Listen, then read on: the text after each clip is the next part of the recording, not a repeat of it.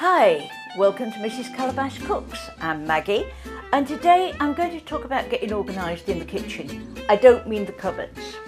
This is before you start to cook, getting a recipe ready.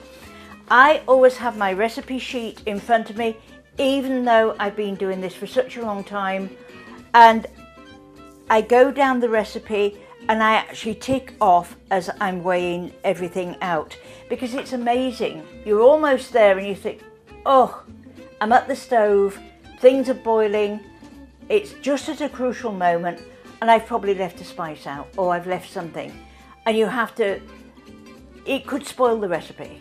So I just make sure that I have everything out. And so I have my salt. Make sure that you have your measuring cups. These, look, these are quite neat. They all fold down like that. And you can see I was using one this morning, like that. My measuring spoons, make sure that you've got the measuring spoons out.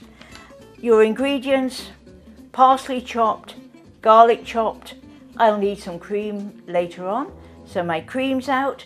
And if you're using meat, bring it out about 20 minutes beforehand, just so that it can come to room temperature and it'll be much more tender.